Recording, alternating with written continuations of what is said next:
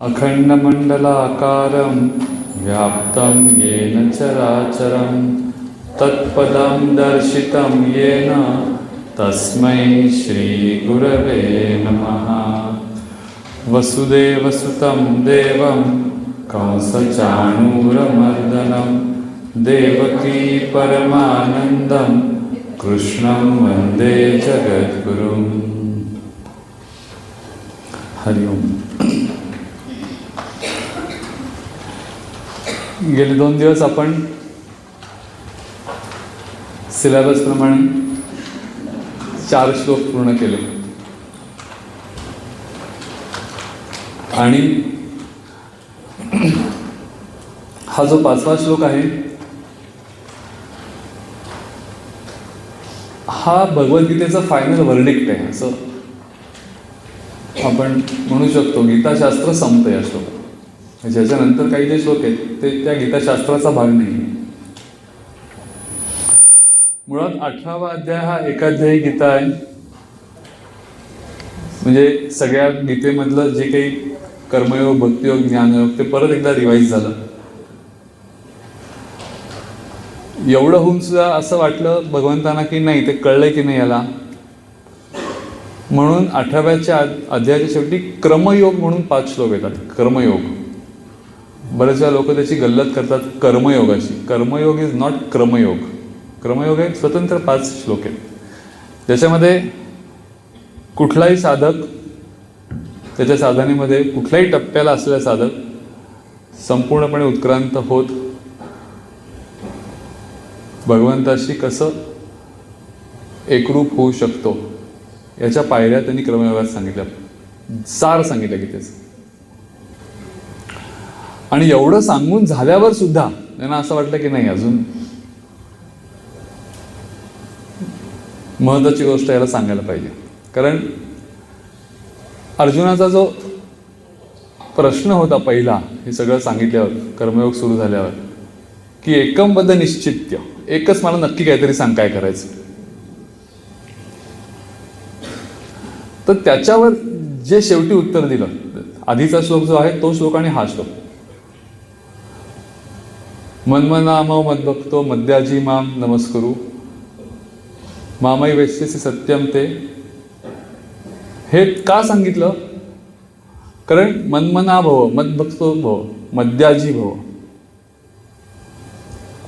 तुला सांगतोय कारण तू सगळ्यात प्रिय आहेस म्हणून। प्रतिजाने प्रियोसी में, तुला सांगतोय कारण तू सगळ्यात मला प्रिय आहेस म्हणून। बाकी सगळं सोडून दे, सगळं मन जे आहे ते माझ्या ठिकाणी ठेव। तू मन हे मी चिकरी माझी या भजनी प्रेमधरी सर्वत्र नमस्कारी मज एकाते माझेनी अनुसंधाने देख संकल्पू जाळणे निश्चय मद्याची चोख या नाव ऐसा मिया अथिला होसी तेची माझिया स्वरूपा पावसी हे अंतःकरणीचे तुझं पाशी बोली जात असे। ज्ञानेश्वर महाराजांनी त्याच्यावर भाष्य केले।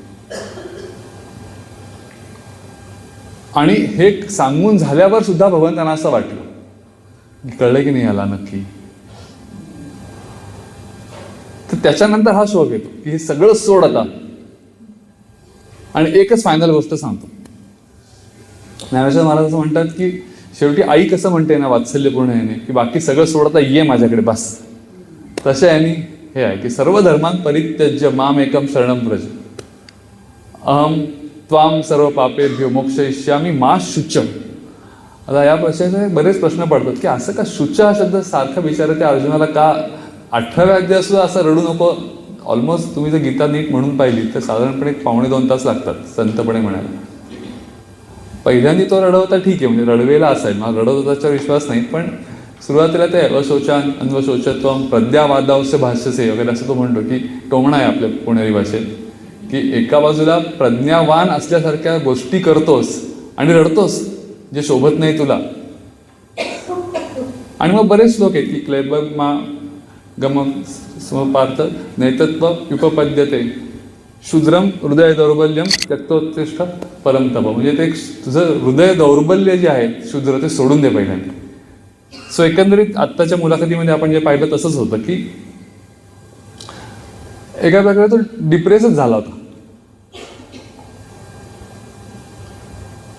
काय करावं आणि काय करू नये याच्याविषयी तो मोहित झाला होता. मोहित होणं याचा अर्थ मोह अर्जुनाला झाला असं उल्लेख भगवद्गीतेमध्ये मुह्यत या धातू आहे. तर बरेचदा मुह्य या धातूचा अर्थ लोकांना वाटतं अर्जुन कशात त्याला कसला मोह पडायला, असं काय कारण होतं युद्धामध्ये कसला मोह होणार. तर मुह्यते मोहमुह्यते याचा ॲक्च्युली अर्थ आपण ज्या अर्थाने मोह म्हणतो तो नाही आहे, तर कन्फ्युजन या अर्थाने. त्याला संभ्रम झाला होता. ओके, संभ्रमित झाला होता की काय बरोबर काय चूक. आणि हा संभ्रम कशामुळे झाला होता ह्याचा रेफरन्स या उत्तरामध्ये आहे, सर्व धर्मां परित्यज्य. हा संभ्रम व्हायचं मुख्य कारण हे होतं की अर्जुन हा स्वतःच्या स्वभावाप्रमाणे अतिशय सरळ होता. अर्जुन या शब्दाचा अर्थ सरळ असेल, रुजू व्यक्तिमत्व, सरळ आणि रुजू. आणि त्यामुळे धर्म याचा अर्थ धर्म रक्षेती रक्षिता, जो धर्म त्याचं रक्षण करतो तो धर्म मी पाळणार, हे त्याचं मत होतं. म्हणजे थोडक्यात रूल्स अँड रेग्युलेशन मी मोडणार नाही. मग त्याचा प्रॉब्लेम हाच होता की गुरुजन हे आहेत ते वंदनीय आहे, आप्तेष्ट जे आहेत त्यांना कुठले काही झालं तरी क्षमा केली पाहिजे, आणि त्यांना मी मारून काही सुख व्हायची शक्यता नाही, उलट मला पाप लागेल. या मानसिक याच्यामधून तो बाहेरच येत नव्हता. बेसिकली गीतेमध्ये अनेक वेळा उल्लेख धर्माचा येतो. म्हणजे असाही प्रश्न पडतो की भगवंतांनी अल्टिमेट जे सांगितलं सर्व धर्मां परित्यज्य, गीतेची सुरुवातच धर्मक्षेत्रे कुरुक्षेत्रे असं आहे. इतक्या वेळा तो धर्म येतो की यदा यदा हि धर्मस्य ग्लानिर्भवते भारत, किंवा स्वधर्मे निधनम श्रेया परधर्मो भयावहा. प्रत्येक ठिकाणी तो सांगतोय की स्वधर्माचं महत्त्व किती. आणि आता इथे येऊन एक्झॅक्टली उलट सगळे धर्म सोडून दे. कारण महत्वाची गोष्ट अशी आहे की सगळ्या धर्माधिष्ठित गोष्टींना एक मूल्य आहे, त्याच्याबद्दल काही शंका नाही. काय खरं काय खोटं हे तुम्हाला ठरवावं लागतं. पण शेवटी माणसाच्या आयुष्याचं जे लक्ष्य आहे ते ह्याच्या पलीकडचं आहे. महाभारतात एक श्लोक आहे की त्यज्य धर्मम अधर्मम च उभे सत्यानृते त्यज. धर्म आणि अधर्म हे सोड, त्यज. सत्य खरं, अनृत खोटं हे पण सोड. उभे सत्यानृते त्यक्त्वा यत् त्यजसी त्यत् त्यज. खोटं आणि खरं सोडल्यावर जे राहील ते पण सोड, असा उपदेश एका ठिकाणी केला. गीतेमध्ये नाही केला, पण तो कृष्णाचाच उपदेश आहे. सगळ्या गोष्टी शेवटी तुला सोडायला लागतात, कारण या नीतीच्या ज्या गोष्टी आहेत, धर्माच्या गोष्टी आहेत, याला विशिष्ट मर्यादा आहे. आता कॉन्फ्लिक्ट का आलाय की एका बाजूला तुला असं वाटतंय की तू तुझ्या गुरूंवर कसा बाण सोडायचा, पण तुला हे कळतंय का की त्या गुरूंनी काय केलेलं आहे तिथे. त्यांनी अधर्माची साथ दिलेली आहे. म्हणजे पुढे युद्धामध्ये असा एक प्रसंग येतो की भीष्म लढत असतात आणि अर्जुन अजिबात त्यांच्यावर बाणच मारत नसतो, आणि कृष्ण प्रचंड वैतागतो त्या दिवशी संध्याकाळी. आणि तो येऊन म्हणतो की हा जर असंच करत राहिला तर उद्या भीष्म आपल्याला हरवतील. ह्याला सारखं वाटतं ते माझे पणजोबा आहे, पण ते ह्याच्याकडे पणतू या नात्याने पाहत नाही येत ना, ते पूर्ण द्वेषाने लढत आहे. हे सगळं कृष्णाला कळत होतं, आणि म्हणून तो म्हणला की सगळं तू सोडून दे. आणि फायनल एक गोष्ट सांगतो की मला शरण जा. आता इथे दुसरा प्रश्न पडतो की असं का म्हणतोय हा, पण अर्जुन हा आणि माम एकम शरणमुळे, अर्जुन तसं दुसरं कोणाला शरण जाणार होता. त्यांनी मान्यच केलं होतं की हा तू आहेस सर्वस्व माझं.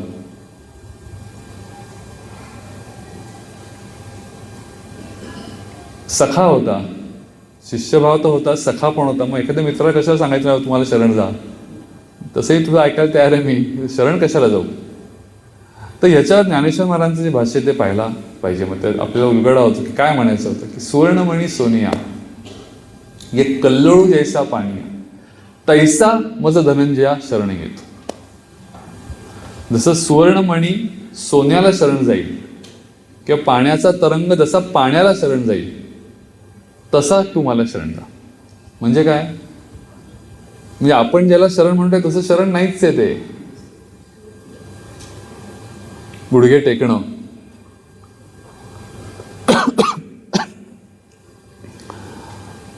नवरा एकदा म्हणतो, सांगा असो की बायकोला मी गुडघे टेकायला लावले.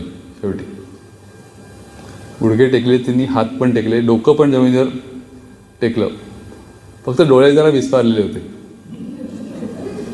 दुसरा मित्र म्हणतो का? थोडं कारण मी कॉटेखाई लपलेलो होतो. ती मला शोधायला होती. असं शरण नाही.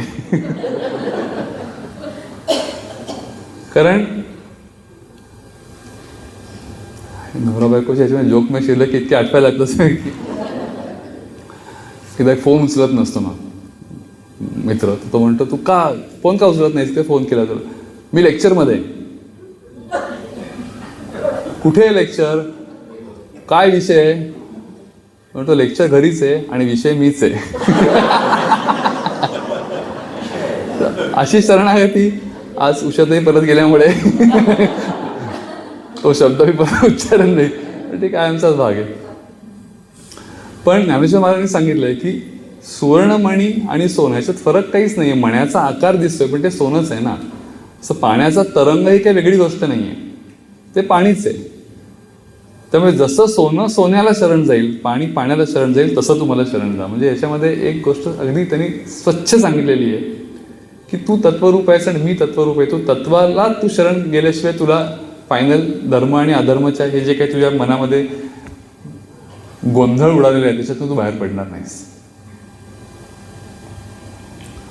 सर्व धर्मान परित्यज्य माम एकम शरणम व्रज अहम त्वाम सर्व पापेभ्यो मोक्षयिष्यामि मा शुचः.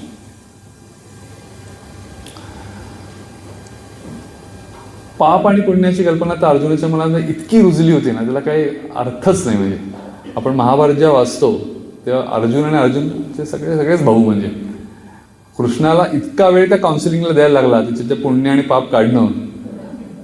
पुण्य पाप आणि आपण ते पाहतो प्रतिज्ञा, हे त्यांचे खूप मोठे प्रॉब्लेम होते. सारखं काय उठसूट प्रतिज्ञा करायच्या आणि मग त्याच्यावरच ते सगळं काय करायचं.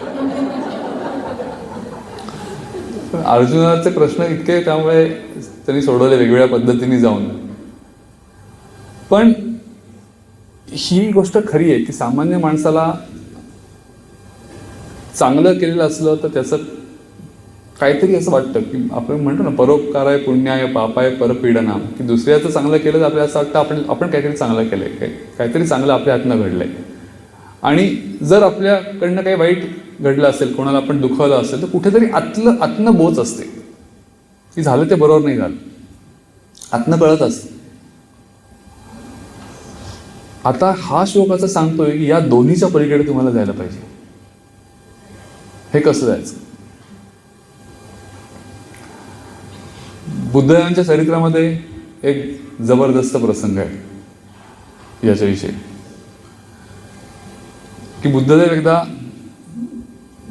निघालेले असताना एका जंगलामधनं ते जाणार होते आणि तिथे एक महिला आली आणि ती म्हणली की तुम्ही इथे जाऊ नका पुढे या जंगलात. का जाऊ नका? कारण तिने सांगितलं की माझं तुम्ही नाव ऐकलं असेल, तो माझा मुलगाच आहे, त्याचं नाव अंगुलीमाल आणि तो याच्यामध्ये आहे आणि तुम्ही जर गेलात तर तो सोडणार नाही तुम्हाला. कोणालाच त्यांनी आतापर्यंत सोडलं नाही आहे. तो तुम्हाला मारून टाकेल. आणि त्याच्यावरती असं पुढे म्हणते की आत्तापर्यंत तिने 999 लोकांना मारलेलं आहे. त्याला त्याचा लौकिक असा आहे की तो प्रत्येक वेळेला माणसाला मारतो, मारल्यावर बोट कापतो, अंगठा कापतो आणि त्याची माळ करतो. आणि अशा खूप माळा त्याच्या गळ्यामध्ये आहेत. 999 अंगठे, त्याला एक कमी आहे.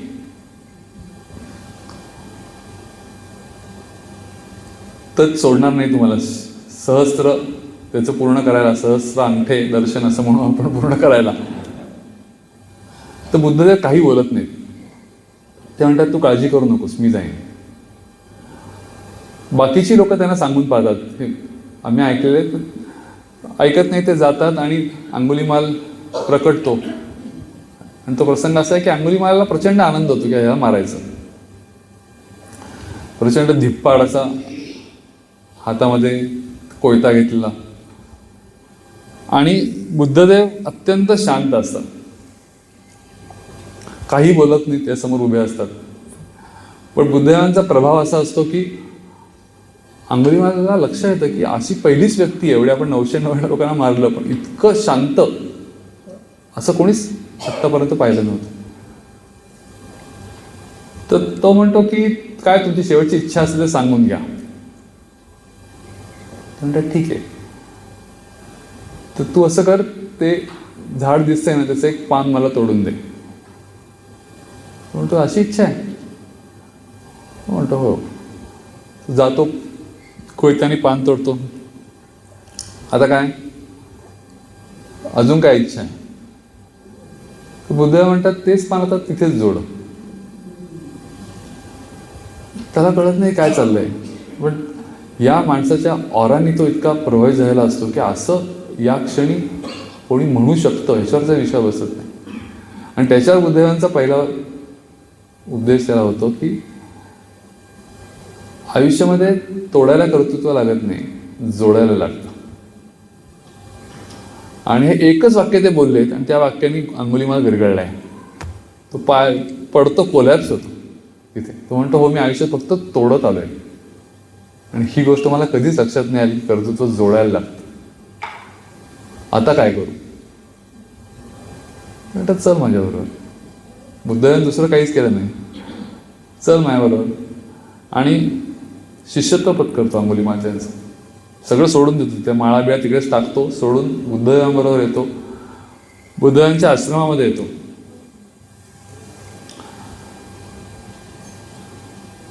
लोक गावामध्ये, राज्यामध्ये ती वार्ता पसरते की अंगुलीमाल आलाय.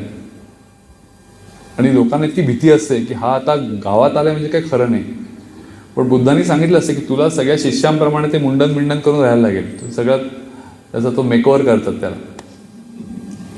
आणि तो सगळे ते नियम वगैरे सगळ्या शिष्यांप्रमाणे. आणि ती कथा अशी पुढे आहे की ते राजाला कळतं शेवटी. राजा म्हणतो की खरंच जर अंगुलीमाल असेल तर मला पाहायला यायचंय, या माणसाने इतका विध्वंस केलेला आहे. तर राजा येतो, बुद्धदेव बसले, त्यांच्या समोर सगळे भिक्खू बसले, त्यात एक अंगुलीमाल पण आहे. आणि राजा येऊन तिला विचारतो की कुठे अंगुलीमाल?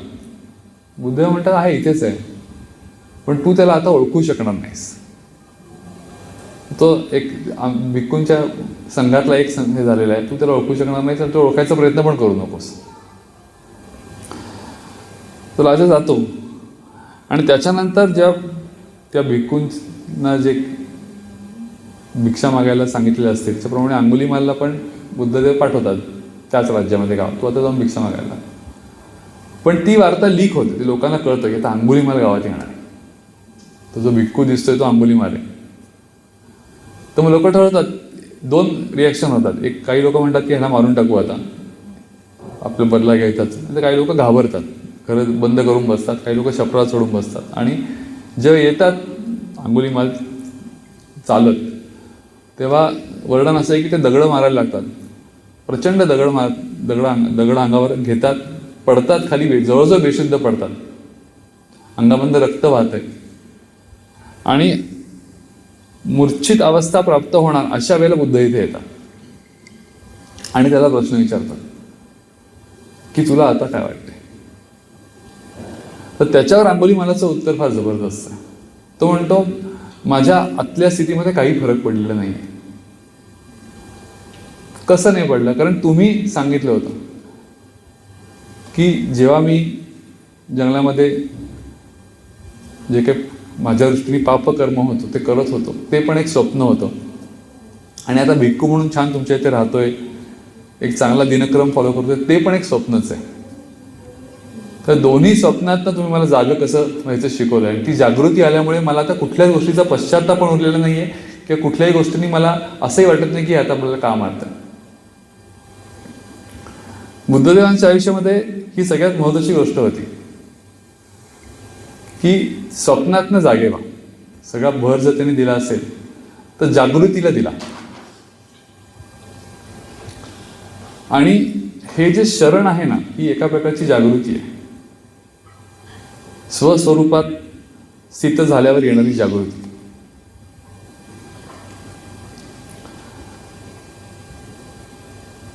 ज्ञानेश्वर महाराजांनी एका ठिकाणी असंही म्हटलंय पुढे की धर्म का टाकायला सांगितले सगळे?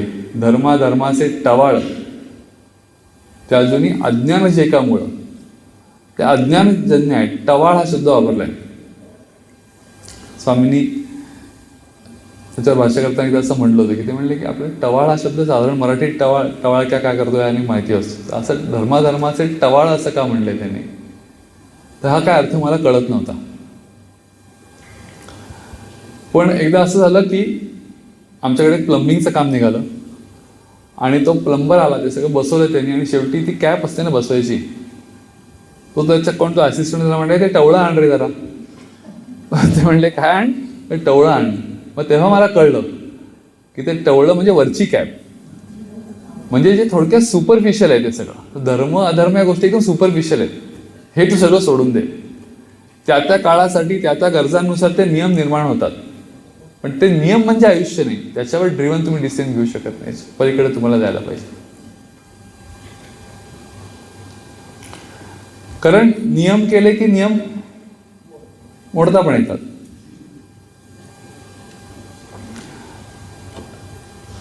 एकदा पेपरात एक ॲड येते की एक मर्सिडीज ₹1 विकायची.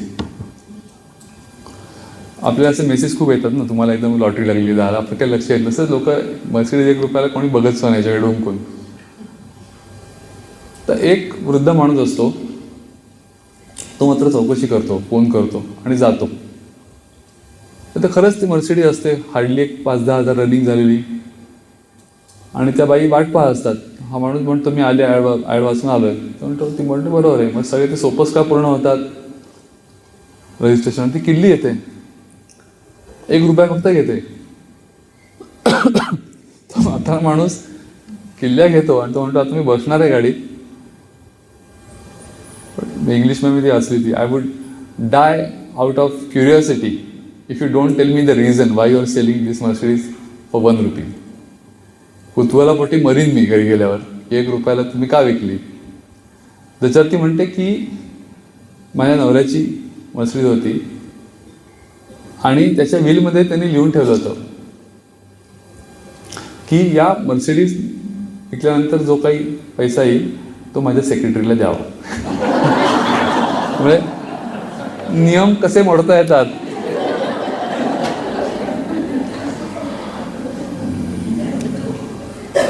सर्वधर्मां परित्यज्य माम एकम शरणम व्रज. शरण ही गोष्ट त्यामुळे अद्वैत वेदांत जी सांगतोय, ज्ञानेश्वर महाराजांचं तुम्ही जर भाष्य वाचलं तर सगळं अद्वैत वेदांतच त्यांनी सांगितलेलं आहे की जसा घटाचेनी नाशे गगनी गगन उपजे, म्हणजे घट मोडल्यावर गगन गगनाला मिळतं. मग जर शरण येई तैसे ऐक्य करी. घट नाही झाल्यावर आतलं आकाश बाहेरच्या आकाशाला जसं मिळेल तसं तुम्हाला शरण येईल. आता मुळात प्रश्न असा आहे की आतलं आकाश आणि बाहेरचं आकाश हे वेगळं आहे का, तर वेगळं नाहीच आहे. ते घटामुळे आपल्याला वेगळं वाटतंय. तसंच तू आणि मी मुळात वेगळे नाही आहोत. तुला फक्त आपण घट आहोत, आपण हा जीव आहोत, हे बंधन आपल्याला आहे, हे असं वेगळं वाटत असल्यामुळे हा सगळा प्रॉब्लेम क्रिएट झालाय. थोडक्यात तू त्या बोधावर ये. त्या बोधावर आल्यावर तुला सगळं कळणार आहे. आणि त्या बोधावर येण्याकरता सगळ्या साधनं आहेत.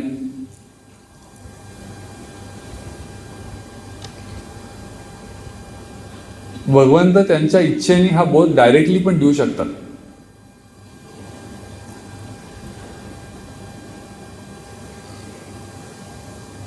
उत्तरपारा स्पीच म्हणून एक स्पीच फेमस आहे, माहिती असेल. अरबिंदो अलीपूरच्या तुरुंगात जेव्हा होते, त्याची पार्श्वभूमी अशी आहे की 1902 साली स्वामी विवेकानंदांनी देह ठेवला.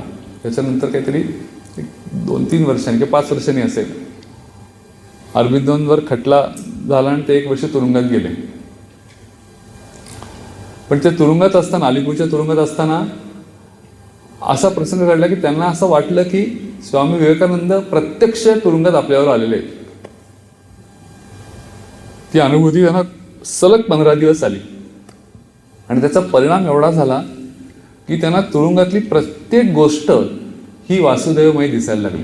प्रत्येक गोष्ट, तो तुरुंग, त्या भिंती, कोनाडे, तो कोण रेक्टर असेल, बाहेरचे चौकीदार, न्यायाधीश, सगळं त्याला दुसरं काही दिसेच ना.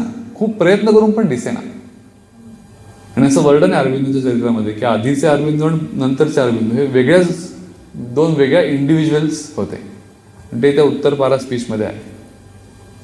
तर असा वासुदेवमय अनुभव आपल्याला असं वाटतं चमत्कार झालं की काय. तो चमत्कार नसतो, ते आपणच केलेल्या पूर्वीच्या जन्माच्या साधनेचं कुठेतरी फळ अचानक आपल्याच कर्मामुळे फलोन्मुख होतं. बाकी दुसरं काही होत नाही.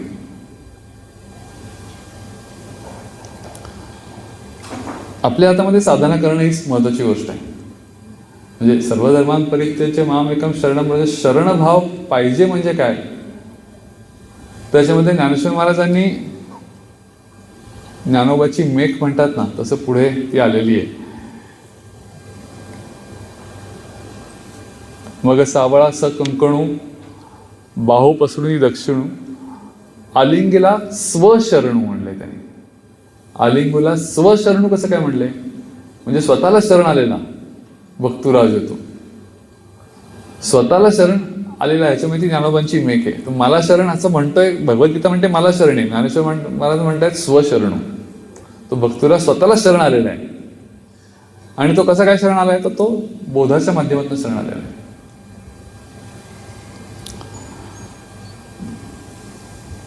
लाटू महाराजांच्या आयुष्यातला प्रसंग साधनेच्या बाबतीतला स्वामी नेहमी सांगायचे की किती साधना करण्यामध्ये तत्परता असू शकते.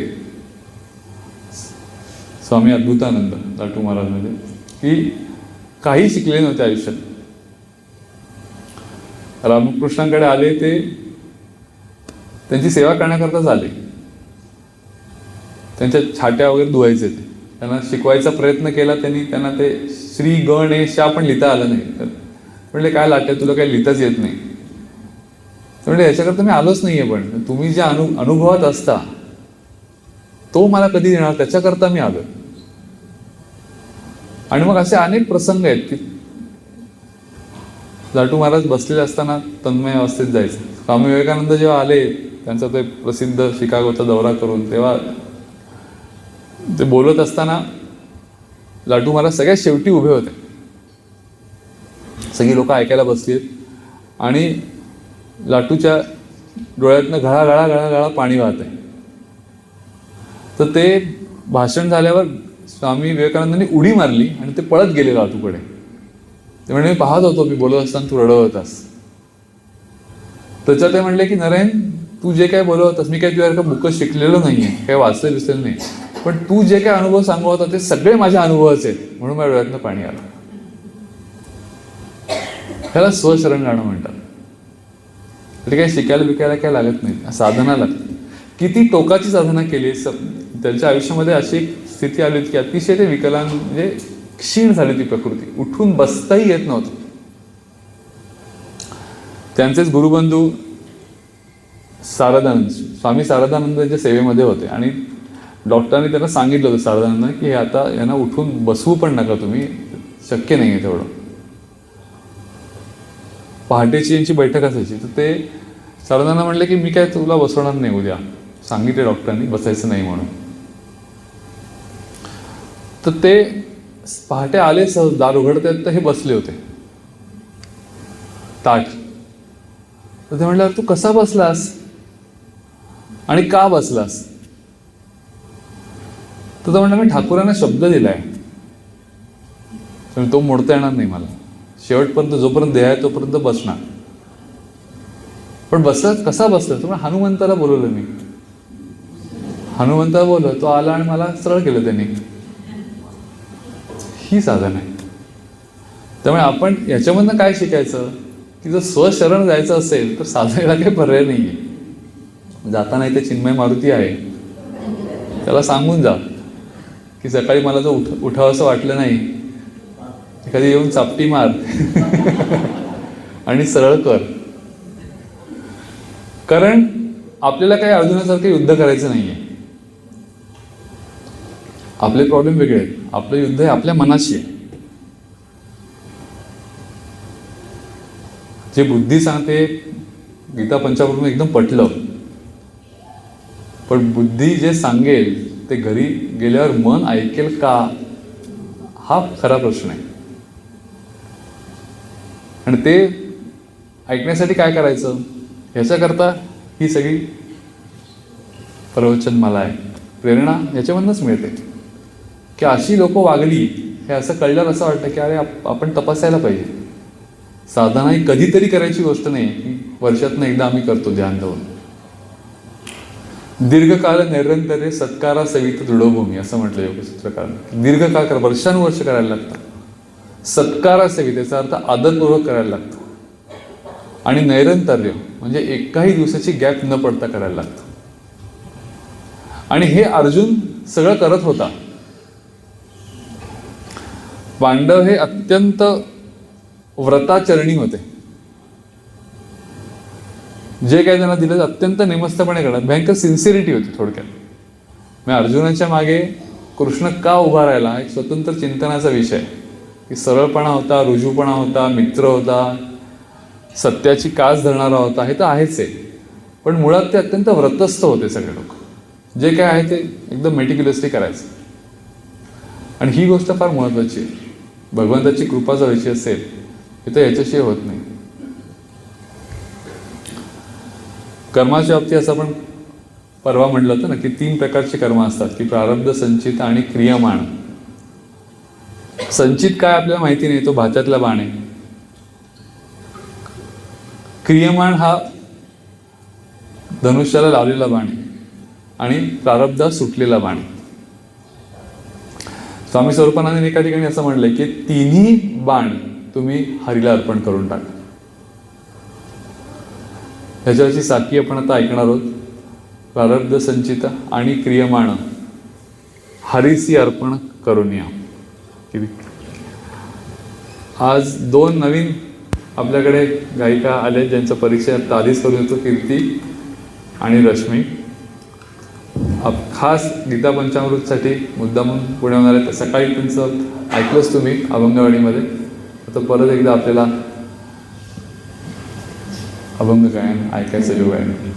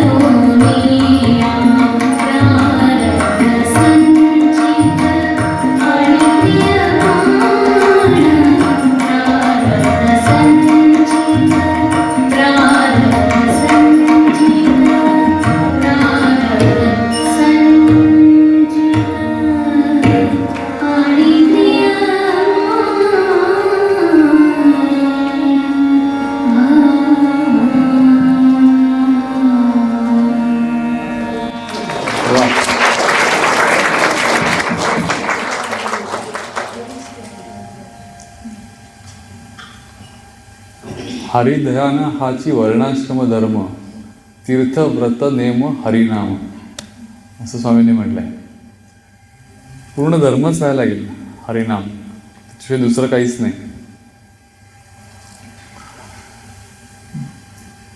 पण हे असं ऐकल्यावर असं वाटू शकतं की असं कसं काय होईल एकदम सगळी गोष्ट, मी एवढा वेळ आपण कसं काय देणार साधनेमध्ये की प्रत्येक गोष्ट हरिनामपूर्वक. ज्ञानेश्वर महाराजांनी याच्यावर अनेक प्रकारची भाष्य केलेली आहे, अनेक प्रकारची कन्सेशन्स दिलेली आपल्या साधनेमध्ये सुरुवातीला साधकाला. तुम्ही एका ठिकाणी असं म्हटलं की तुला खूप अवघड वाटतंय ना की स्वशरण होऊनच राहणं, मग असं म्हटलं की तरी का ऐसे करी ह्या आठा पहारा माझारी, मोटके निमिष भरी दे तुझाय. निमिषार्ध म्हणतो आपण, क्षण, एक क्षण दे. 8 प्रहरात आपण आता 8 प्रहर करणार आहोत, प्रयत्न 15-16 तारखेला, पण निदान ते म्हणतात एक क्षण तरी दे सुरुवातीला. आणि मग पुढे त्यांनी छान म्हटले की पुनवे हुनी जैसे शशीबिंब दिसे दिसे, हारपे अवसे नाहीसं होय. जसं पौर्णिमेचा चंद्र हळूहळू हळूहळू हळू अमावस्येला नाहीसा होतो, तसं तुझं मन नाहीसं आहे. चित्त तुझं एकदम माझ्याशी एकरूप होणार नाही. मन नावाची गोष्ट आहे ती मध्ये, ते हळूहळू तुला नाहीसं करायला लागेल. त्यामुळे अभ्यासाला सुरुवात करताना थोडी केलीच तरी चालेल, पण निष्ठापूर्वक करायला पाहिजे. साधनेच्या बाबतीत हेच आहे की निष्ठा ही सगळ्यात महत्त्वाची गोष्ट आहे. ती अचानक निर्माण होईल असं नाही, पण तीच गोष्ट शेवटी डिसाइडिंग फॅक्टर असते की एखाद्या गोष्टीवर तुम्ही किती. निष्ठाचा अर्थ काय की एखाद्या ठिकाणी स्थिर होणं, दुसरं तिसरं मला काही करायचं नाही, हे सांगतील ते बरोबर.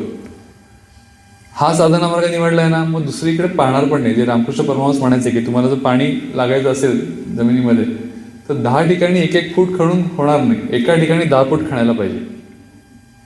त्याला निष्ठा असं म्हणतात की पाणी लागत नाही तरी खणतोय लागेल या भरोश्यावर. एकदा सांगितले ना किथे लागणार तर मग तिथे जात जाणार नाही. तेच साधनेच्या बाबतीत आहे. निष्ठावंत जो असतो त्यालाच हे जमतं.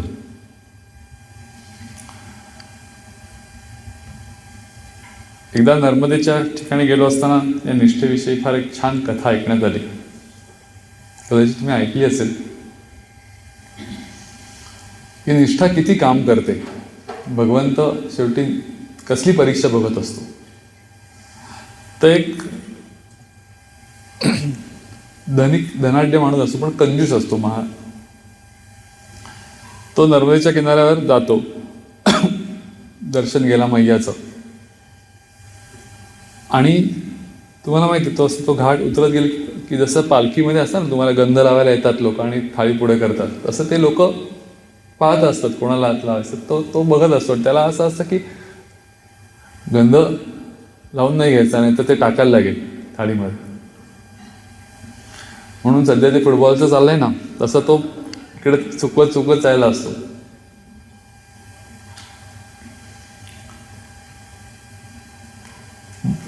ऑलमोस्ट चुकवतो सगळ्यांना, पण शेवटी अगदी जाणार त्या किनाऱ्याच्या इथे तेवढ्यात एक हात येतोच आणि त्याला लावतो टिळा. तो बघतो एकदम आणि लगेच थाळी पुढे करतो. तो म्हणतो नाही मी देत नाही असं कोणाला. तो म्हणतो नाही मी टिळा लावलाय, तुम्हाला 1 रुपया तर द्यावाच लागेल. मग लाजे खाता नाही आत्ता नाही माझ्याकडे रुपया. हरकत नाही तुम्ही द्याल तेव्हा. तो घरी आहे माझ्या म्हणे आणि 1 वर्षांनी आहे 1 रुपयासाठी. तर म्हणतो ठीक आहे तुमचा घराचा पत्ता द्या. तो पत्ता देतो आणि जातो. 1 वर्ष उलटून जातं. हा घरी बसतो, लक्षात पण नसतं. तर हा मनुष्य त्या वेळेला जातो त्याच्या घरी, दारात बेल वाजवतो. तर मुलगा उघडतो. तर तो म्हणतो की तुमचं देणं आहे बाबांचं, ते घ्यायला आलंय. काय देणं आहे? तर 1 रुपया द्यायचं राहिलंय. ह्याला विश्वासच बसत नाही मुलाला की असं आपला बाप एक रुपया कोणाला. तो आज जाऊन सांगतो, असं कोणतरी माणूस आलाय म्हणतो 1 रुपया द्यायचा आहे वर्षापूर्वी. ह्याला आठवतो. तो म्हणतो बघा तू सांग जरा महत्त्वाच्या कामात आहे, 1 आठवड्यानी या. हा चिवट असतो. 1 आठवडा थांबतो, परत येतो, परत बेल 1 रुपया 1 आठवड्याने सांगितलं होतं. हा परत जातो, बाबांना म्हणतो तो आलाय 1 आठवड्यात, काय करतं द्या की. तो म्हणतो नाही नाही आता सांग त्यांना मी आजारी आहे जरा, नंतर या, अजून 4 दिवसांनी या. तर इतकी लाज वाटायला ते मुलाला. तो म्हणतो तर बाबांचा आदेश मोडायचा नाही. तो म्हणतो 4 दिवसांनी सांगितलं जरा बरं नाही. हा तिथेच बसून राहतो. 4 दिवस होतात, बेल. तर तो म्हणतो बाबा आता द्या, काय चाललंय. हा जातो बाबांना. तो म्हणतो सांग त्याला की बाबांचा आजार खूप बळवलाय, आता काही खरं नाही त्यांचं. तू इथे जाऊन थांबू नको, घरी गेलास तरी चालेल, तुला काही रुपया मिळणार नाही, त्यांचे आता काही बोलायच्या स्थितीत नाही आहे. तो म्हणतो हरकत नाही, ते बरे होईपर्यंत मी थांबेन. काही दिवस झाला तो मुलगा म्हणतो तो हालत नाही 1 रुपया घेतल्याशिवाय, तुम्ही काय काय सांगायचं. तो म्हणतो तू सांग त्यांना ते गेले म्हणून. तो हा जातो आणि सांगतो की बाबा गेले. मुलाला अवघड वाटत असं. म्हणतो हा तर बाबांची आज्ञाधारक पिढी होती त्या काळची. आपल्यासारखं नाही की फक्त पत्राखाली आपला आज्ञाधारक, खरा आज्ञाधारक.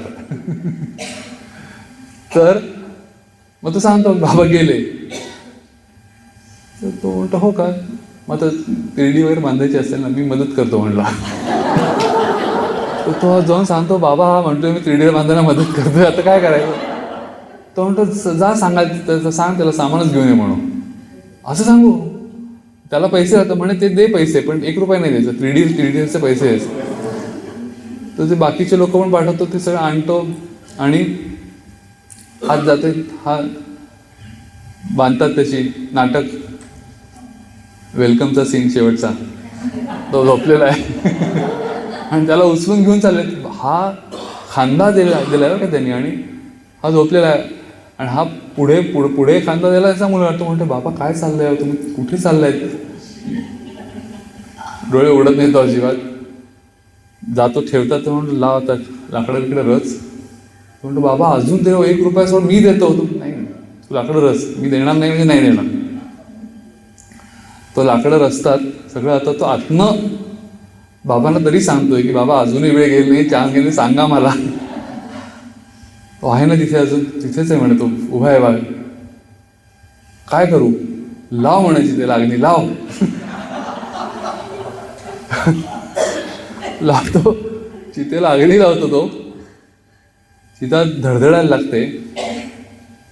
त्यावेळेला तो जो असतो उभा, त्याचं खरं स्वरूप धारण करतो, पितांबर घेतो आणि त्या चितेतून त्याला बाहेर काढतो.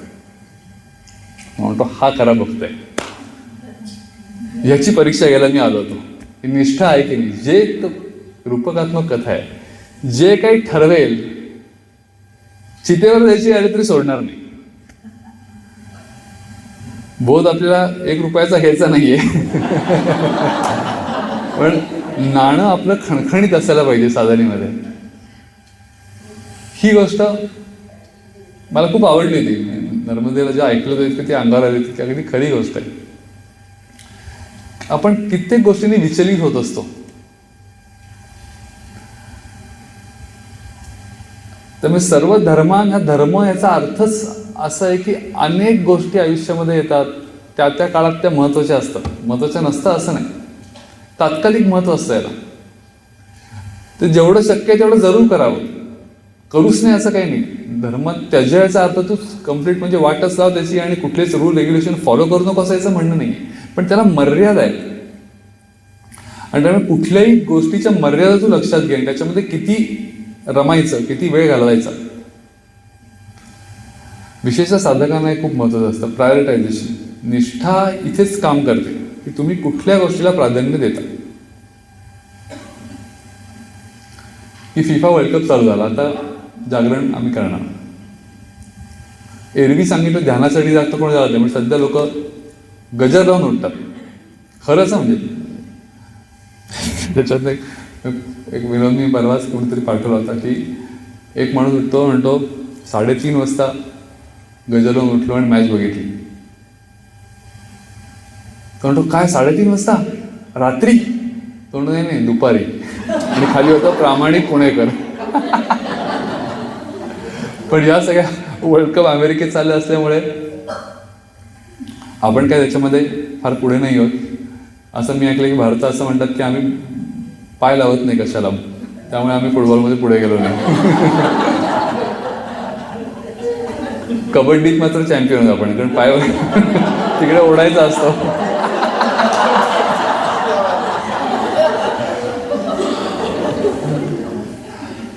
त्यामुळे सर्व धर्मान् परित्यज्य मामेकं शरणं व्रज अहं त्वां सर्व पापेभ्यो मोक्षयिष्यामि मा शुचः. अनेक प्रसंग आहेत ज्याच्यातनं हा श्लोक आपल्याला पाहता येतो, त्याच्या पर्स्पेक्टिव्हमधनं. म्हणजे कर्मयोगाचा चष्मा घालून पाहता येतो, भक्तियोगाचा चष्म्यातनं पाहता येतो, ध्यानयोगाच्या चष्म्यातनं पाहता, आणि प्रत्येक चष्म्यातनं हा श्लोक वेगळा दिसायला लागतो. तुम्ही कुठला चष्मा घालता याच्यावर ते अवलंबून असतं. स्वतःला शरण जाणं याचा अर्थ काय मुळात हे नीट समजून गेलं पाहिजे. स्वशरणू म्हणजे काय की स्वतःचे जे स्वरूप आहे त्या स्वरूपामध्ये तुम्ही स्थित होता की नाही, ते कसं ठरवायचं. जे लोक विचारतात की ध्यान करतो काय फायदा, फायदा काय हे आपलं नेहमीचा प्रश्न असतो. कुठल्या गोष्टी फायदा काय, तर तसं फायदा काहीच नाही माहिती. म्हणजे ध्यान केल्यामुळे असं काही नाही किंवा काही कन्सेशन आपल्याला मिळणार आहे, कुठे जाऊन तिकिटाला कन्सेशन रेटमध्ये हे ध्यान करतात. परमार्थिक लोकांना असं कुठेच बाजारात कुठलंच कन्सेशन मिळत नाही, त्याच्यासाठी नाहीच करायचं आहे. तर शांत स्वरूप जे आहे, जे माझं मूळ स्वरूप आहे, तसं मला राहता येतं की नाही काय. कुठली परिस्थिती बिघडली आजूबाजूला, कितीही कोणी काही परीक्षा घेतली मुद्दामून किंवा परिस्थितीने, तरी मी डिस्टर्ब होत नाही. कारण स्ट्रॅटेजी म्हणून नाही, जेव्हा मी स्वस्वरूपावर स्थित असतो तेव्हा मला त्या गोष्टी डिस्टर्ब करू शकत नाही. टू द एक्सटेंट ज्ञानेश्वर महाराजांनी त्याच्यावर भाष्य करताना एका ठिकाणी असं म्हटलंय की अशा प्रकारे स्वशरण गेलेल्या भक्ताचा देव इतका ऋणी असतो की तो शेवटच्या क्षणापर्यंत त्याला सांभाळतो, त्याची स्थिती, आत्मस्थिती. ते ऋणविपण देखून अंगी मी आपुल्या उत्तीर्णत्वा लागी भक्ताच्या तनुत्यागी परिचर्या करी, असं म्हणतात त्यांनी. त्याचा देह त्याग करायची वेळ तरी असो तो त्याचं रक्षण करतो. तो बोध नाही गेला पाहिजे, हल्ला नाही पाहिजे.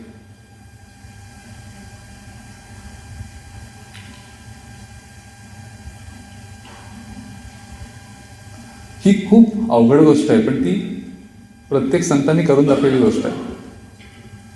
एकनाथ महाराजांच्या आयुष्यात असताना शांती ब्रह्म म्हणायचे. काही झालं तरी त्यांची शांती कधी भंग झालेली नाही. आणि अनेक लोकांनी अनेक त्यांच्या परीक्षा घेतलेल्या आहेत. एकदा तो प्रसंग खूप प्रसिद्ध आहे, त्यांच्या चरित्रामध्ये वारंवार येतो की एक असा कुटाळ कंपू होता. त्यांनी मुद्दामून असं ठरवलं की काही करायचं पण यांचं ते ब्रीद मोडून टाकायचं. आणि म्हणून एक गरीब ब्राह्मण होता, त्याला खूप गरज होती. तो सारखा त्या कुटाळ कंपूकडनं पैसे मागायला यायचा.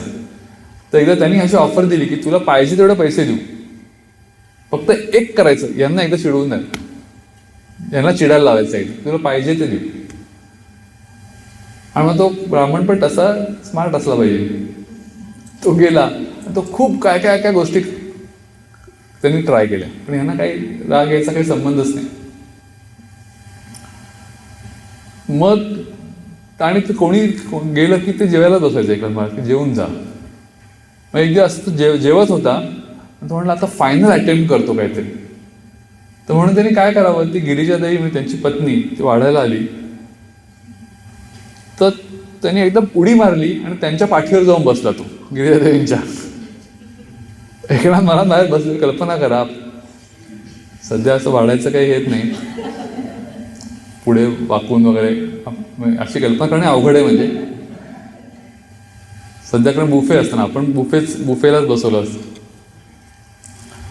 बुफे मला कोणतरी सांगितलं बुफेचा फुलफॉर्म, मला विचारला मला कोणतरी बुफेचा फुलफॉर्म माहिती आहे का तुम्हाला? फार चांगला फुलफॉर्म मला कळला. बुभुक्षित फेऱ्या.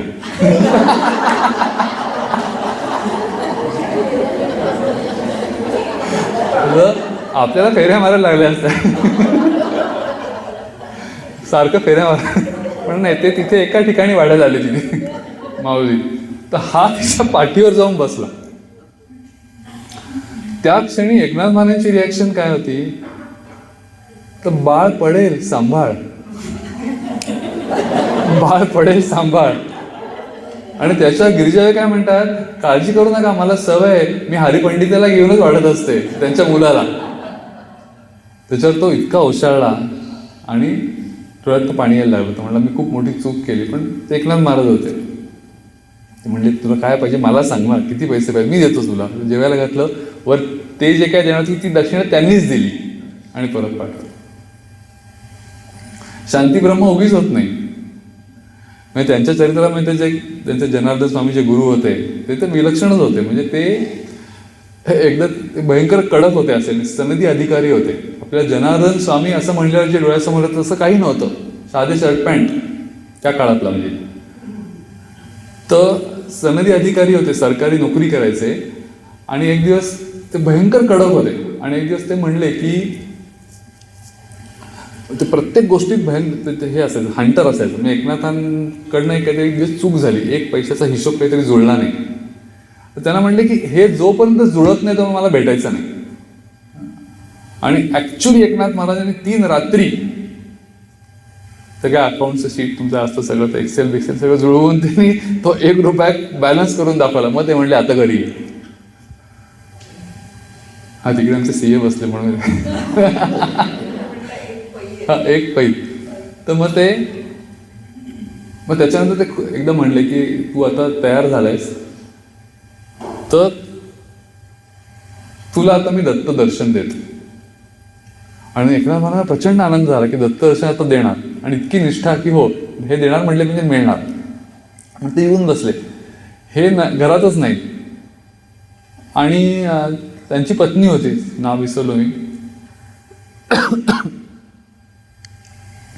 जनार्दन स्वामींची पत्नी. तर ती म्हणली कशाला आलाय, तर ते म्हणले की बोलवलंय मला इथे.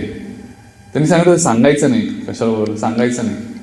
तर बोलवलंय मला, कुठेतरी जायचंय. तर म्हणे कुठे जायचंय, नाही म्हणते सांगता नाही येणार पण जायचंय कुठेतरी. नाही तू सांगच. तर मग ते म्हणले दत्त दर्शनाला जायचंय. दत्त दर्शनाला का, इथे खालीच देऊळ आहे, जाऊन बघे ना दर्शन. तेवढे तसं नाही, खरं दत्तच दर्शन होणार आहे. ते बायको काय वेळाबिडा आहे का, कुठल्या गोसावड्याच्या नादाला लागलायस का तू, सांग मला कोण गोसावड्या आहे तुला असं देशाना. तो नाही सांगता नाही येणार नाव. मग तिने शेवटी गळ्याची शपथ घातली, शपथ आहे माझी तू सांग नाव. म्हणलं गळ्याची शपथ घातल्यावर आता हे जास्त वेटेज वाढलं इकडे.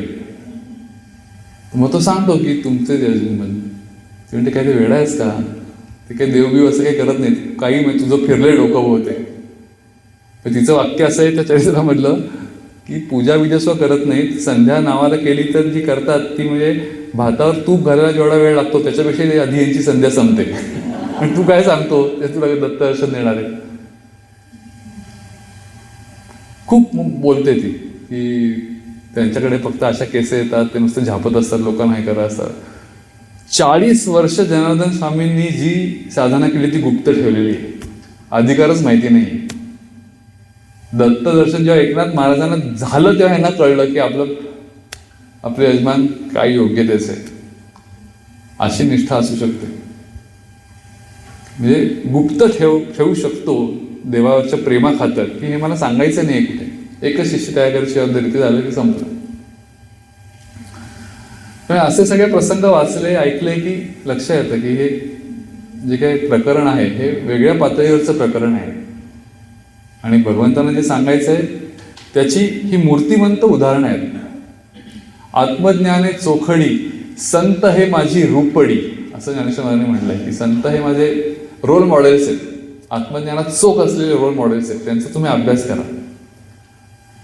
त्या मॉडेल्समधून तुम्हाला कळेल की हे स्वशरण म्हणजे काय करायचं नक्की. थोडाच वेळ उरलाय आता. मी जास्त बोलायच्या आधी रश्मी बापट आली, तिच्याकडनं आपण एक पद ऐकू. जो अभंग तुमच्या आपल्याला सादर करणार आहे, त्या अभंगाची चाल मी स्वतः बांधलेली आहे. पण ॲक्च्युली स्वामी असताना त्यांनी मला 25 एक अभंगांची लिस्ट दिली होती की त्या अभंगांना स्वतः चाली लावाव्यात. तर आत्तापर्यंत मी 10 ते 12 अभंगांना त्यापैकी चाली लावल्या. त्यातलीच एक चाल आता सगळ्यांना.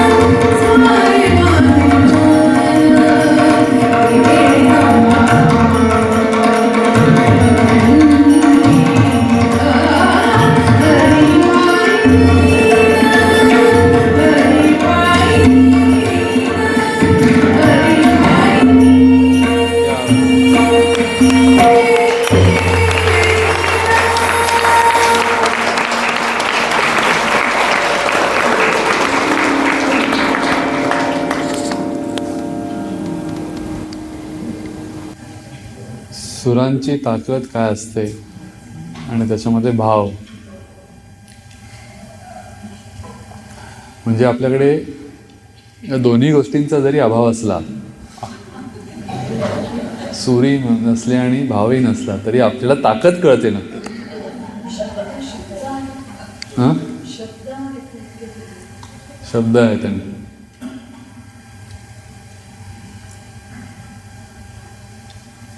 एकदम आठवलं 20 वर्षापूर्वी जेव्हा मला म्हणजे संगीत ही गोष्ट मेडिकलला असताना काही फारशी येत नव्हती. आम्ही जास्त थिएटरमध्ये होतो, तेव्हा मला सांगितलं नाही, तू आता काहीतरी शिक, वाद्य तरी शिक, काही बाकी काही नाही. म्हणून मी पहिल्यांदा जेव्हा माझ्या गुरुजींकडे गेलो, पंडितजींकडे, अतुलकुमार उपाध्यांकडे, किती गाढव असतो आपण, की ते भूप वाजवते, भूप राग वाजवते, आणि मग ते काय शिकले, काय येत, काहीच नाही ना. मग ते बराच वेळ त्यांनी गंधाराचा छान लावून ठेवला. तर मला म्हणले, आणि त्याने मला विचारलं की वझेबुवांचे तुम्ही कोण? तर मी म्हटलं आडनाव बंधू, बाकी कोण नाही. पण तेव्हापासून ते म्हणले नाही, ते तुम्ही आमच्यासाठी बुवा आता. तर तेव्हापासून मला अजून एक वेगळं नाव बुवा पण आहे. म्हणजे तिकडे बुवा म्हणतात, ते राहून गेलं होतं. बुवा बाजी करत नाही फक्त, तर ते बुवा मला म्हणते हा शुद्ध गंधार बरं का. बरं, दुसरा कुठला असतो? अशुद्ध. म्हणजे बुवा मला बेशुद्ध पाडू नका तुम्ही. म्हटलं ते संगीतामध्ये शुद्ध येण्याकरताच मी इथे आलेलो आहे. म्हणजे पुण्याच्या लोकांना उत्तर द्यायला सरळ माहिती असतं.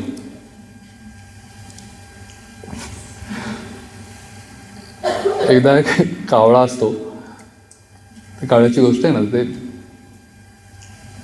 दगड टाकून तो जातो आणि माठाकडे बघून त्याला एकदम अशी दया येते. तो म्हणतात, तू एवढ्या उन्हाळ्यामध्ये स्वतः तापतोस आणि लोकांना एवढं शीतल पाणी देतोस, त्याचं काय रहस्य आहे? त्याच्यावर माठ म्हणतोय, बघ माझ्या अंगावर मायक्रोपोअर्स आहेत, इव्हॅपोरेशन सिस्टीम ॲक्टिवेटेड आहे, त्यामुळे हीट ॲब्सॉर्प्शन आतमध्ये होतं. थर्मोडायनॅमिक्सच्या लॉप्रमाणे डेल्टा एच पॉझिटिव्ह आहे आणि त्याच्यामुळे पाण्याचा कुलिंग येतो. तेव्हापासून कावळा ठरवतो की रिकाम्या चौकशा करायच्या नाही.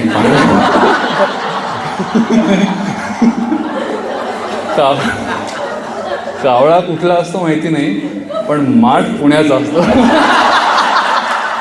त्यामुळे पुण्याचा असा एक माठ बसलेला आहे.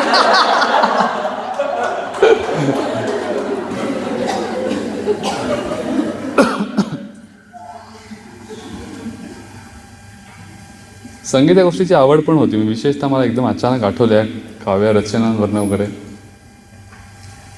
काल जो प्रसंग सांगितला की माईंबरोबर जेव्हा राहायचं, योग आला 5 वर्षांना, त्यांच्या आयुष्यातल्या खूप गोष्टी ते सांगायच्या. त्यांना विशेषतः प्रचंड, त्यांना पण स्वतः कविताची प्रचंड ओढ होती. वाचता येत नव्हतं, पण त्या तेवढ्यासाठी शिकल्या. आणि नवऱ्याला चालायचं नाही, चिंधी त्यांचं नाव ठेवलं होतं. नवरा मारायचा, म्हणजे वाचताना दिसलं तर मारायचं.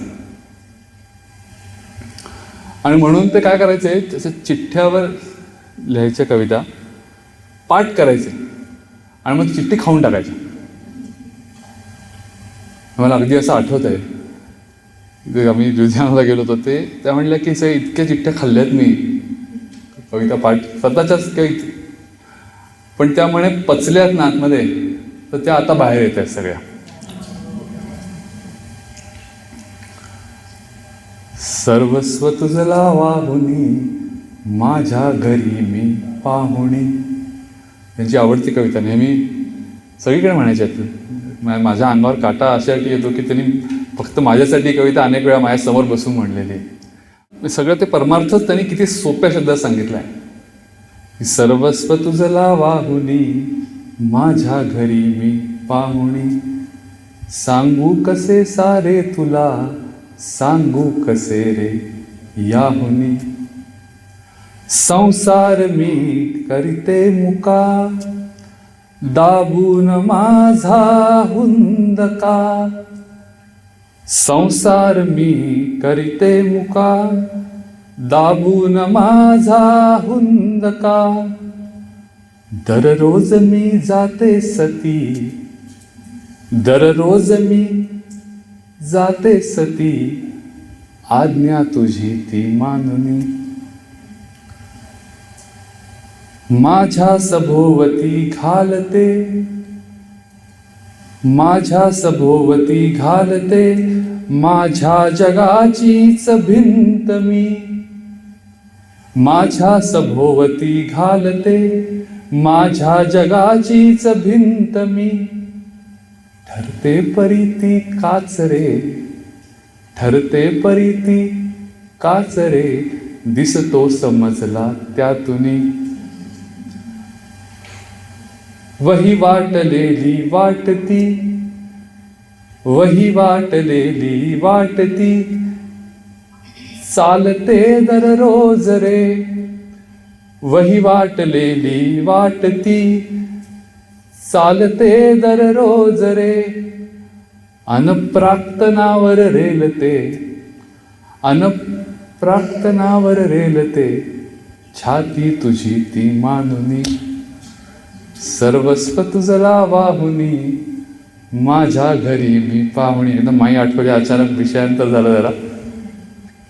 पण सर्वस्व वाहणं हीच गोष्ट सगळ्यात महत्त्वाची. आणि ते ज्यांनी वाहिलं, परमेश्वर त्यांच्यासाठी काय वाटेल ते करतो.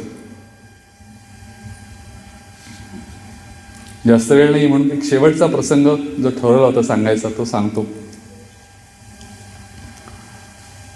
महाभारतातला सगळ्यात महत्त्वाचा प्रसंग शेवट महाभारत ज्यांनी होतो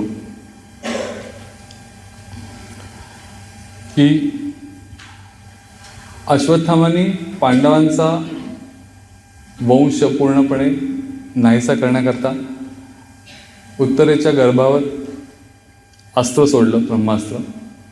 त्या पोटामध्ये असलेलं जे अर्भक होतं आणि ते जेव्हा तिला लागलं तेव्हा कृष्णाने सांगितलं काय वाटेल ते झालं तरी मी हा जो गर्भ आहे तो मी वाचवेन, अशी प्रतिज्ञा त्यांनी केली. अभिमन्यूला शाप पण दिला, पण तो गर्भ जो आहे तो अजून जन्माला यायचा होता, वेळ होता काही. आणि म्हणून भगवान कृष्ण थोडा वेळ म्हणून ते परत द्वारकेला गेले. डिलिव्हरीच्या वेळेला येतो म्हणले. आणि त्यांचं लक्ष होतं पण की उत्तरा जेव्हा प्रसूत होणार आहे तेव्हा ते सगळ्यांना घेऊन आले. सात्यकी, बलराम, प्रद्युम्न. फार महत्त्वाचा तो प्रसंग आहे कारण. आणि हस्तिनापुरात पोचेपर्यंत असं वर्णन आहे की उत्तरा प्रसूत झाली होती आणि जन्म झाल्या जरात लोकांच्या लक्ष आलं की ते मृत बालक आहे. जसं काही कृष्णाने सांगितलं तसं काही ते जिवंत राहिलं नाही, बॉर्न डेड. कुंती, द्रौपदी सगळ्या हंबरडा फोडून रडतायत, कारण आता निर्वंशच होणार. ऑलरेडी द्रौपदीची 5 मुलं त्यांनी मारलेली आहेत रात्री झोपेत. आता काय करणार पुढे? आणि असं तो हे आहे की सुतक घर, सुतिका घर, सुतिका घर असा शब्द आहे, म्हणजे डिलिव्हरी रूम असेल. त्याच्यामध्ये उत्तरा जवळजवळ बेशुद्ध होऊन पडते. भगवान कृष्ण येतात तिथे. मग बायका तर आक्रोश करत असतात, पुरुषांच्या डोळ्यात पाणी असतं की आता पांडव संपले, एवढं युद्ध करून झालं काय शेवटी, पुढे काहीच नाही. आणि उत्तरा मग तो हातात घेते आणि कृष्णाला सांगते की माझ्या नवऱ्याला वीरगती मिळाली जेव्हा अभिमन्यूला जेव्हा मारलं शलकपटाने, तेव्हाच मी खरं सती जाणार होते, पण केवळ हा पोटात होता म्हणून मी गेले नाही, ह्याच्यासाठी मी राहिले. की हा तुझा भक्त होणार आहे मला माहिती होतं, आणि याच्यामुळे पांडवांचा वंश टिकणार आहे मला माहिती होतं. याच्याकरता मी राहिले, पण आता काहीच उरलं नाही. आता मी कशासाठी जाऊ? मी प्राणत्याग करते, त्याच्या आधी हे जे काही अर्भक आहे हे मी तुझ्या चरणावर अर्पण करते. आता तू तुझ्या प्रतिज्ञेचा काय करायचं तू ठरव. असं म्हणून ती त्याच्या चरणावर डोकं टेकते. असं प्रसंग डोकं टेकलंय त्यांनी, हातात ते अर्भक आहे आणि डोळ्यातनं जे पाणी येत आहे त्याचा अभिषेक भगवंताच्या चरणावर झाला. कृष्णाच्या डोळ्यातनं महाभारतामध्ये फार कमी वेळा पाणी आलेलं आहे. त्यातला हा एक प्रसंग आहे. कृष्णही रडतो, डोळ्यातनं पाणी येतं, पण ते पाणी तो पुसतो, हातपाय तोंड धुतो, आचमन करतो आणि हातात घेतलेल्या पाण्याचं मंत्रोच्चारण करून त्या बाळावर प्रोक्षण करतो. आणि ते प्रोक्षण करताना जी घोषणा त्यांनी केलेली आहे, सर्व विश्रावयन जगत असं ते म्हणतो, सगळ्या जगाने ऐका मी काय बोलतोय ते. ती खूप प्रसिद्ध घोषणा आहे कृष्णाची, की जर मी चेष्टेतही आत्तापर्यंत कधी खोटं बोललो नसेल,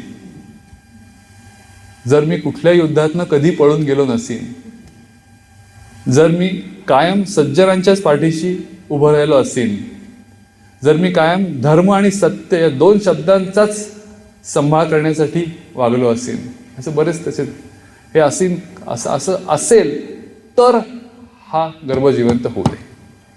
आणि असं म्हणून ते तो प्रोक्षण करतो. आणि असं ते वर्णन आहे की ते निस्तेज जे बालक असतं त्याच्यामध्ये जसं सकाळच्या सूर्याचं तेज पसरावं पृथ्वीवर तशी त्याची कांती बदलत जाते, सुवर्ण कांती होते. आणि ते बघताना लोक भावविभोर होतात सगळे. द्रौपदी, कुंती, उत्तरा दुःखाश्रूंची जागा सगळ्या आनंदाश्रूंनी घेतली जाते. आणि उत्तरा ते बाळ हातात घेते आणि परत त्याच्या चरणावर मस्तक ठेवते आणि आता परत अभिषेक करते, तो मात्र आनंदाश्रूचा असतो. आणि तेव्हा तो आशीर्वाद देतो, परीक्षित नाव होईल आणि हा सगळ्यात जास्त राज्य करेल. त्याप्रमाणे परीक्षितांनी म्हणजे महाभारताचा एंड काय आपल्या बरंच वेळेचं माहिती नसतं, की महाभारत करून अर्जुनाचा जो प्रॉब्लेम होता त्याला असं वाटत होतं की हे सगळं वर्णसंकर होणार, सगळे निर्वंश होणार. असं न होता स्वतः पांडवांनी 36 वर्ष आणि नंतर परीक्षितांनी 60 वर्ष अशी 96 वर्ष राज्य केलं. आणि असं म्हणतात की तो भारतातला सगळ्यात मोठा सुवर्णयुगाचा काळ होता परीक्षिताचा काळ. तर भगवान कृष्णांचं कार्य हे फक्त गीतेमध्ये संपत नाही, तर ते त्याच्या पुढेही चालू राहतं. सर्व धर्मांपरित्यज्य हे नुसतं दिलेलं प्रॉमिस नाही आहे. जर खरंच जर शरण आलास तर मी सगळंच तुझा उद्धार करीन, हे वचन त्यांनी शेवटपर्यंत पाळलेलं आहे.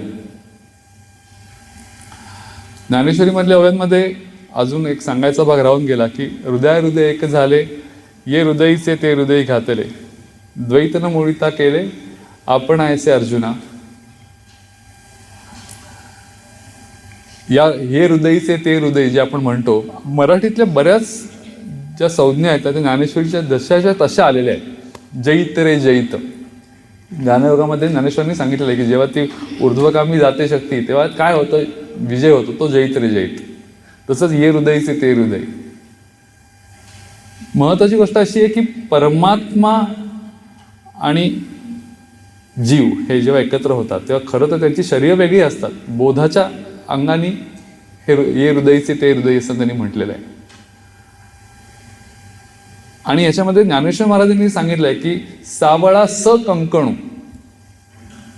म्हणजे आपण एक मेघ मगाशी पाहिली की स्वशरणू म्हटलंय त्यांनी, स्वतःची शरण आली. तर सावळा स कंकणू बाहू पसरून दक्षिणू म्हणलंय. भगवद्गीतेत असं कुठेही लिहिलेलं नाहीये की कुठल्या हाताने मिठी मारली त्यांनी. हे ज्ञानेश्वर महाराजांना कसं काय कळलं की उजव्या हाताने मारली? ज्ञानेश्वर भगवान विष्णू तेच आलेत परत सांगायला दुसरी मेघ, की मला माहिती आहे कुठल्या हाताने त्यांनी मिठी मारली. बारीक सारीक गोष्टी असतात, पण इथे ते जाणवून देतात की मी तुम्हाला डिटेलिंग देतोय अजून त्याचं, जे भगवद्गीतेत नाही आहे ते. त्यामुळे अनंत उपकार आहेत ज्ञानेश्वरीचे आपल्यावर, की भगवानच प्रत्यक्ष सांगतायत एक्सटेंड करून की काय मला म्हणायचंय. आलिंगीला स्वशरणू भक्तो राजुक्तो. आणि हृदय एकच झालंय, खूप महत्वाची गोष्ट आहे. ये हृदयचे ते हृदय. कारण भगवंतांनी सुरुवातीला सांगितलं होतं की ईश्वरे सर्वभूतानां हृद्देशे अर्जुन तिष्ठति. हृदयात येतो, आणि त्याच्यामुळे हृदयातला ईश्वर जर कळला तर या हृदयातनं डायरेक्टली त्या हृदयातच जाणार. ही सगळ्यात महत्वाची ओवी, शेवटची ओवी जे भाष्य केलंय, म्हणून आपण ती निवडली त्याच्याकरता. कारण हा शेवटी हृदयाचा प्रांत आहे, भाव हा हृदयाचा प्रांत आहे. योगशास्त्रामध्ये आपण इथे म्हणतो, भक्तीमध्ये इथे म्हणतो, पण शेवटी तो हृदयाचा प्रांत आहे. आणि त्याच्यामुळे ही गोष्ट बुद्धीच्या माध्यमातून होत नाही, हे लक्षात घ्यायला पाहिजे. बुद्धी एका पातळीपर्यंत तुम्हाला पोहोचवते, पण शेवटी भाव ही हृदयात उत्पन्न होणारी गोष्ट आहे. आणि जर निष्ठा असेल तर तो भाव डायरेक्टली संक्रमित करण्याची ताकद परमेश्वरामध्ये आहे. हाच खरा भक्तियोग आहे. आणि हेच त्यांना फायनली सांगायचं की जर मी ठरवलं तर ते मी तुला देऊ शकतो, आणि ते मी तुला दिलं. आणि इथे तो ते श्लोकाचं विवरण जे आहे ते पूर्ण होतं. हृदय एक झाले, ये हृदयचे ते हृदय घातले, द्वैतन मोडिता केले आपण ऐसे अर्जुना. की माझ्यासारखंच मी तुला केलं. त्याच्यामुळे अनेक पुढे काही आहेत की एका ज्योतीने जसा दुसरा दिवा लावा, आणि दिवा लावल्यावर आपल्याला कळत नाही ना कुठला पहिला कुठला दुसरा, कुठल्या आणि कुठला हे कळत नाही. ज्योती सारख्याच दिसतात, तितकं ते बोध या एका रूपाने सारखेच आहेत दोघे. तर असं हे फार सुंदर भाष्य ज्ञानेश्वर महाराजांनी आपल्यासाठी करून ठेवलंय. कारण अदरवाईज शरण गेला म्हणजे काय झालं, मग आम्ही काय शरण बिरण जात नाही कोणाला, आम्ही कोणाला नमस्कार सो करत नाही, हे असं काय शक्य नाही. गीतेचं म्हणणंच आम्हाला असं म्हणणारे खूप महाभाग असतात.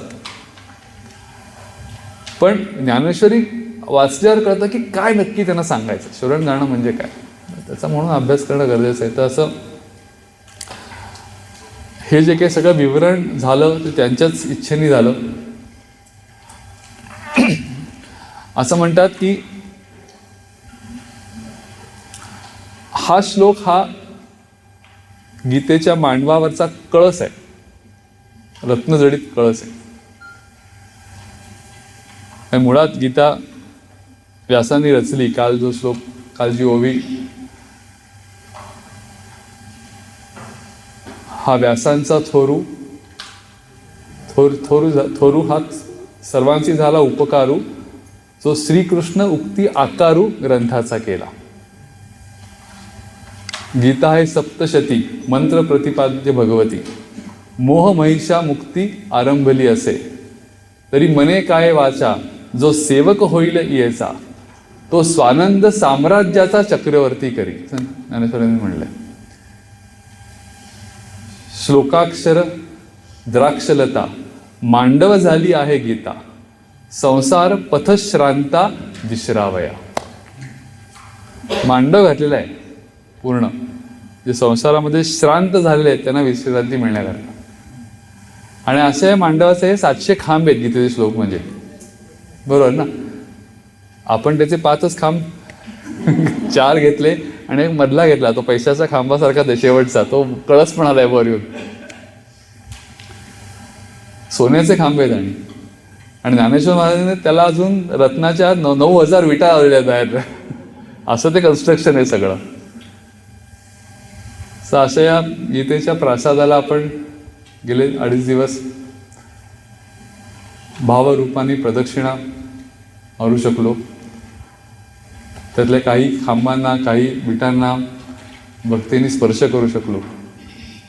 आणि आतमध्ये गाभाऱ्यात तिथं असलेल्या नारायण रूपाचं दर्शन घेऊ शकलो. हे आपलं भाग्य आहे. ज्ञानेश्वर महाराज तर जगज्जननी आहेत, त्यांचे ऋण आहेत, त्यांचे उपकार आहेत. हे सुद्धा त्यांना म्हणलेलं आवडणार नाही खरं, पण ही वस्तुस्थिती आहे.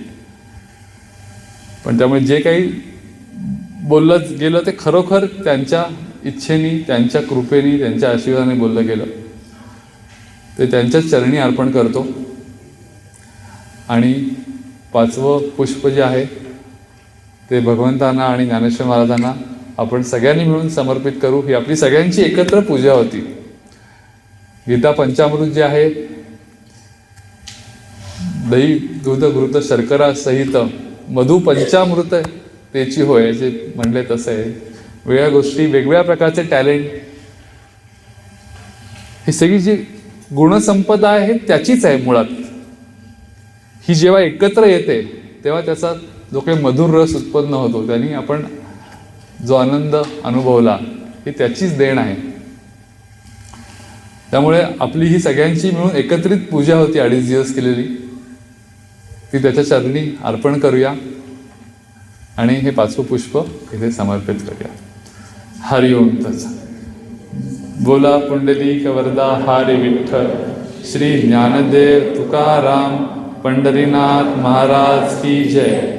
जगद्गुरु श्री ज्ञानेश्वर महाराज की जय. जगद्गुरु श्री तुकाराम महाराज की जय. परमहंस सद्गुरु स्वामी स्वरूपानंद महाराज की जय. परमहंस सद्गुरु स्वामी माधवनाथ महाराज की जय. परमहंस सद्गुरु स्वामी माधवानंद महाराज की जय. सब संतन की जय. जय जय रघुवीर समर्थ.